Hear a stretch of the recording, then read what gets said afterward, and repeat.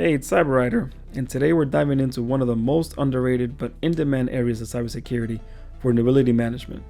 You ever wonder how companies find and fix security issues before hackers can take advantage of them? That's exactly what this video is all about. Let's start with the basics. Vulnerability management is the process of identifying, evaluating, prioritizing, and helping to remediate security weaknesses across an organization's systems. In plain English, it means we can scan networks, servers, applications, and cloud environments to find known issues that attackers could use to break in. It's kind of like locking up your digital house, not just the front door, but all the windows, side doors, and even all the vents. The goal isn't to react after something goes wrong, it's to catch the weak spots before anything has a chance to break in. Why does vulnerability management matter so much in cybersecurity? Because most breaches don't happen through super advanced zero-day attacks. They happen because of known vulnerabilities. Issues that already have a patch or fix available, but no one applied it in time. Vulnerability management teams help make sure that doesn't happen. We're the ones keeping track of what needs to be fixed, how risky it is, and who needs to fix it. It's the kind of role that quietly protects companies from the inside out, and trust me, the impact is huge. Now let's talk tools, because you'll hear these names a lot in vulnerability management. First, we have Tenable.io or Nessus. These are used to scan assets across your network. They detect vulnerabilities, misconfigurations, and missing patches. While Tenable.io is cloud-based and includes asset tracking and dashboards. Qualys is another well-known scanner, especially popular in large enterprise environments. It's cloud-based and offers broad coverage, including network, web apps, and even compliance tracking. Then we have Rapid7. It focuses a lot on visibility and collaboration. It's great for dashboards, reporting, and integrating it with IT teams to help prioritize and fix issues fast.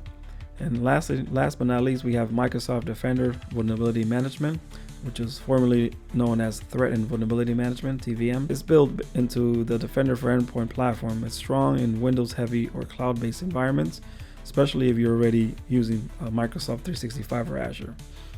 But at the end of the day, all these tools are built to scan your stuff, find what's vulnerable, and help you prioritize vulnerabilities.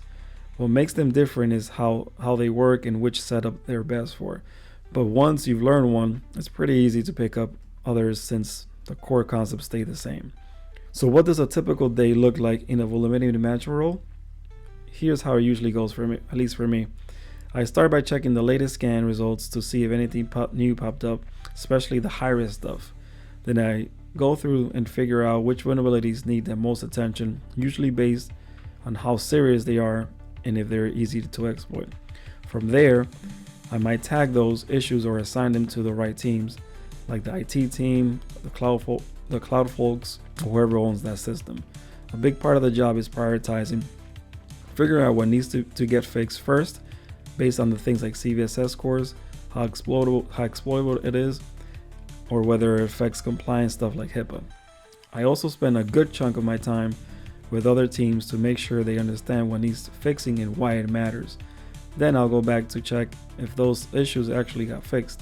And to be honest, sometimes they don't. Not everything gets patched right away, so part of the job is following up, rerunning scans, and making sure things don't slip through the cracks. I also keep notes on and put together reports for leadership or audits to show what's been done and what's still outstanding. Some days it's hands-on and technical, other days it's more about communication and coordination. And honestly, that variety is what keeps the role engaging. If you're just starting out and this sounds like something you'd be into, here's how to get started. Begin with free courses that covers the basics. YouTube is a great starting point. Don't just get stuck binge watching videos all day. Try to actually practice what you learn as you go. Once you have the basics down, the next step is to actually get your hands dirty. You can use platforms like TryHackMe or Josh's Mata course CyberRange, or even set up a simple home lab with Nessus Essentials. Just something that lets you play around and see how things work in a real environment. As you go, learn how to read vulnerability reports and get familiar with things like CVSS scores so you understand which issues are more serious than others. Start documenting what you do in your labs, even if it's just a quick summary. That's how you get better at writing reports. which is a big part of the job. Also, learn how to explain what you did and why it mattered. Don't just say I ran a scan. Talk about what you found. Why was it important? And what would you have done next? You don't need to be a hacker or a coder for vulnerability management. It's really about spotting the risks and helping fix them before they turn into bigger problems. That's a simple breakdown of what vulnerability management is, why it's important, and how you can start learning it. If you're just getting into cybersecurity and this video helped you clear things up, make sure to hit that like button, drop a comment if you got any questions, and don't forget to subscribe. I've got more videos coming to help you break into the field and land your first job. Keep learning, keep scanning, and I'll catch you on the next one.